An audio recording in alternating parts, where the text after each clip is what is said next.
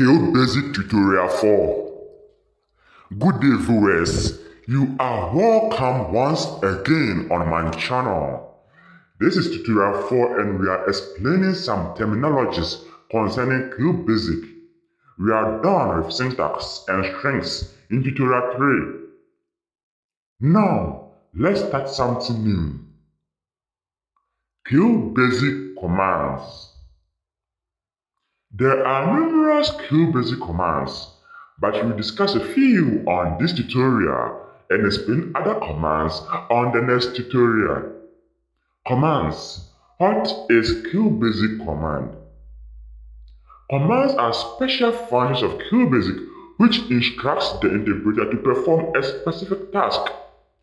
Commands for this section is the CLS command, the print command, and the input command. The CLS command was mentioned in Tutorial 3, specifically to clear the screen. The print command. We did a little example about the print command in our previous tutorial. Now we are diving deeper in the print command. The print command, like any other command, communicates with the program, and the output of the command, which is the print command, is displayed on the screen. So when we print something, that thing, when it undergoes execution, is being displayed on the screen. As a result of this process, the Qbasic interpreter prints the input code to the screen. Practical examples of the print command and how it works.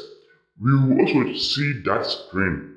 So this is our CLS, it is a command. Let's print Y. This is our screen, a black screen, which displays the Y as our output. We can press any key to continue our work.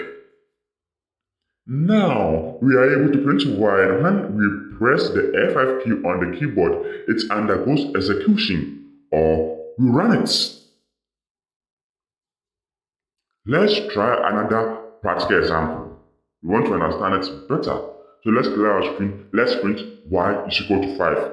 Still, we are using the print command. S is equal to 4. Y is equal to 5. S is equal to 4 when it undergoes execution. We've been able to print it. Another one. Print can be replaced by a question mark. For example, let's say that S is equal to 7. So here S stands for 7. And Y is equal to 10 times X, meaning that 10 times 7, which is equal to 70. I'm very sorry. Let me bring my operational signs or my operators. And Z is equal to 7, no, Y minus X. And the Y was 70. 70 minus X, which is equal to 7. So 70 minus 7 is 63. Let's print the Y. The question mark is print. The question mark is print. So let's look at the output. 70 and 63, like that. The Y stand for the 70, the Z stand for the 63.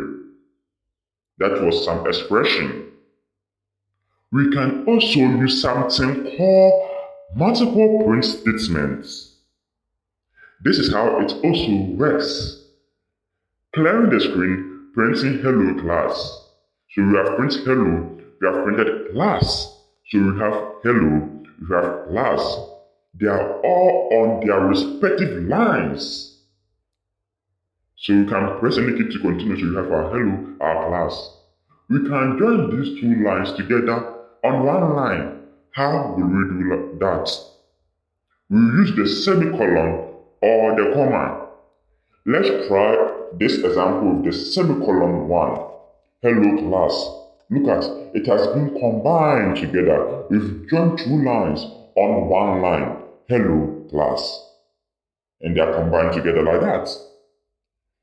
Trying the example with the comma. Print hello, comma, class. Look at, there is a big space between the hello and the class, but still, they are all on the same line. Pressing the F5 key, it undergoes execution. What did we notice? The result of the output of our code, which was displayed on the black screen, was the same line, or was on the same line. Again, we noticed that the semicolon one was close together, hello class, but for the comma, it was having space between the hello and the class. The comma has space between the hello and the class. I think for now, we are familiar with how the print command works, so you can print many things. Let's go to the input command. The input command allows the user to input data, which can be a number which is stored in a variable or a string. Moreover, when we type input in caps, the Qbasic program communicates with the user in a reminding state to input the data. So when we type input, the program is communicating with the user to type something there. That is that it is in a reminding state. We'll do some examples. So let's go.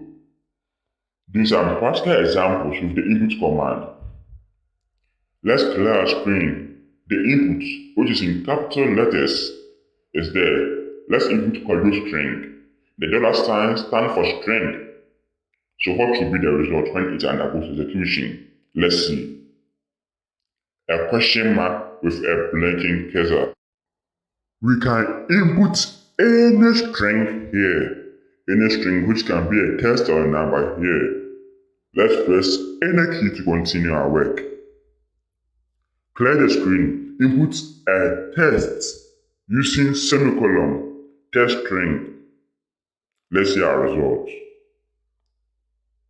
Enter a text question mark with a blinking cursor. So you can enter any text you want, any text at all, KKJKK. It's a test. When we enter it, we press any key, we can continue doing our work. Here, let's use comma.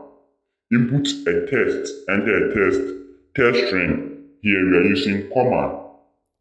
Let's press the F5 key now. Let's see our results. So, enter a text. But please notice something. What is the difference between this and the previous one? This, we are having no question mark, but for the previous one, enter a text, there was a question mark. So when we use the comma, there is no question mark, but still we have a blinking cursor. If you notice, I'll repeat it again. We could come to a conclusion that when there is a semicolon at the end of the string, then there is a question mark, but for comma, there is no question mark. That's the difference. Now, more about the input command. Here we are joining the input and the print together. So let's input a number and let's print that number. It was just question mark, but we entered Kofi. Kofi is a text, not a number. So automatically, the computer displays redo from start because Kofi is not a number. 223 is a number, so the computer leaves it like that.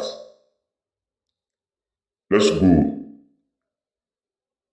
Let's clear our screen and let's print some tests. Input test. Now notice something, we are joining the input and the print together. So we inputted some text which was common. We inputted a number which was 777.